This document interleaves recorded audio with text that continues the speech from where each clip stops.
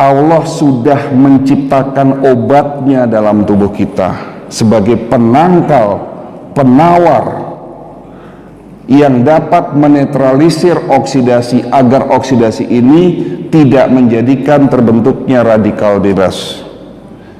Ini sebagai obat dari segala macam obat yang Allah sudah siapkan, sudah ciptakan dalam tubuh kita. Andai kata obat ini tidak ada dalam tubuh kita, dalam waktu 5 menit saja tubuh kita akan hancur karena oksidasi. Hanya 5 menit saja Pak, tubuh kita akan hancur dengan proses oksidasi.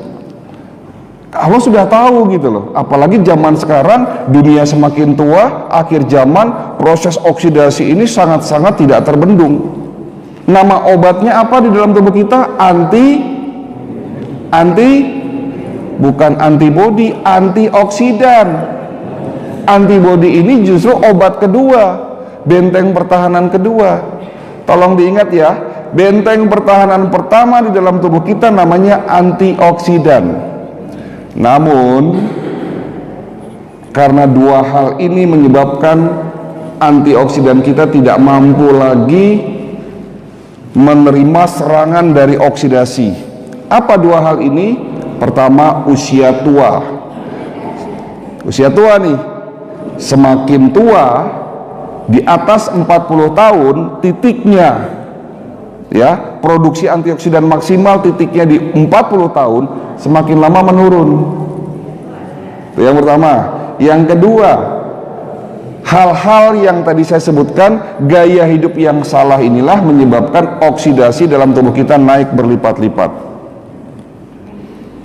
Allah tahu, Allah punya plan B, bukan hanya menciptakan antioksidan ada dalam tubuh kita, tapi juga sudah menyiapkan antioksidan ada dalam makanan kita. Ada di mana antioksidan dalam makanan kita? Yang pasti bukan di mie instan, yang pasti bukan di goreng-gorengan. Justru mie instan, goreng-gorengan, minyak sawit, ya, makanan olahan, minuman kekinian, junk food, itu adalah makanan-makanan yang berpotensi menaikkan oksidasi 2, 3, 4 kali lipat. Justru makanan yang mengandung antioksidan ada dalam buah, yang tadi dimana kita sudah buktikan. Siapa di antara Bapak Ibu yang setiap hari makan minimal 3 jenis buah-buahan? Nggak ada. Sementara negara kita, Indonesia, sudah diberikan berkah luar biasa sama Allah, iklim terbaik, tanah paling subur, produsen buah 70% terbesar di dunia, tapi masyarakatnya lupa makan buah. Buah sebagai obat penangkal oksidasi. Kalau di dalam tubuh kita ada 2 jenis antioksidan yang diproduksi sebagai jenderalnya, panglimanya antioksidan, namanya glutathione dan superoksid dismutase. Nggak perlu diingat yang ini. Tetapi di dalam buah banyak mengandung antioksidan sebagai prajurit-prajuritnya. Ada ratusan jenis antioksidan yang terkandung dalam buah. Belum lagi antioksidan itu ada dalam tanaman obat herbal, yang dimana Indonesia diberikan berkah lagi. Ya, 40.000 jenis tanaman obat herbal tersedia di Indonesia. 40.000 jenis tanaman obat ada di Indonesia. Sebagai salah satu contoh, resveratrol adalah jenis antioksidan yang dapat mencegah dan mengobati penyakit jantung koroner. Ada di mana? Buah yang berwarna merah keungu-unguan, blueberry, strawberry, buah anggur, buah manggis. Kalau dulu di Jakarta ini, di Jabodetabek banyak buah ini, tapi sekarang sudah langka. Ini obat untuk buah untuk mengobati penyakit jantung. Buah jamblang sudah jarang toh, budidayakan lagi di lingkungan sini, ditanam lagi obat buat penyakit jantung itu.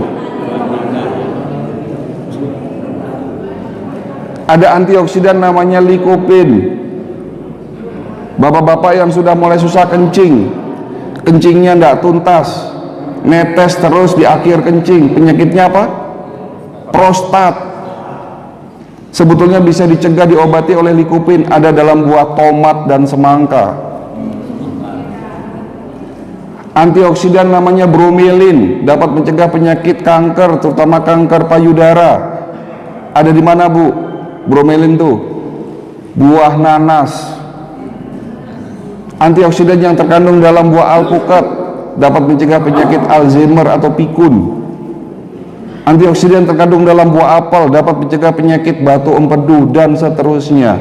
Inilah jawaban kenapa bangsa kita ini banyak yang sakit, karena tidak memanfaatkan berkah yang sudah Allah berikan. Saya tidak menyalahkan, karena memang pendidikan kesehatan di negara kita ini sangat-sangat minim, betul? Ya. Tadi dikatakan bahwa hari ini kita merayakan hari kemerdekaan Indonesia yang 77 tahun.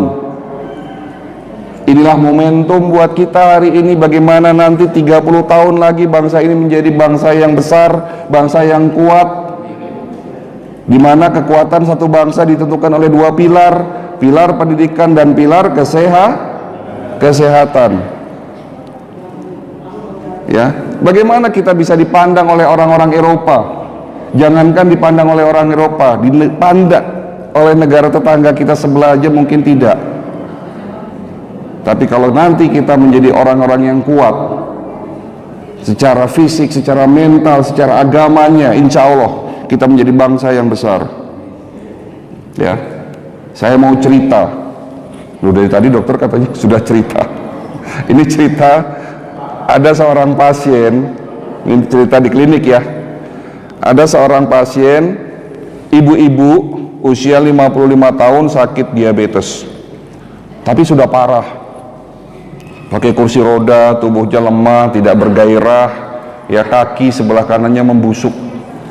Jadi mulai betis, Bu, sampai telapak kaki itu menghitam, membusuk, kakinya bolong, jari kakinya sudah copot satu, jarak 2 meter sudah tercium aroma tidak sedap. Suaminya bilang, "Dok, kondisi istri saya ini semakin parah sejak 1 tahun terakhir, tapi penyakit diabetesnya sudah 10 tahun. Padahal tiap hari minum obat, Dok, tapi yang tidak kunjung sembuh, malah tambah parah. Ini kenapa ya, Dok? Bahkan kakinya ini sebentar lagi mau diamputasi sama dokter di rumah sakit. Tolong, Dok, obati istri saya, syukur-syukur penyakitnya sembuh." Apa yang bisa saya lakukan, Pak? Didatengin pasien yang sudah begitu parah, tentunya tidak mudah mengobati pasien yang datang sudah begitu parah. Tapi tidak ada kata sulit kalau Allah sudah berkehendak.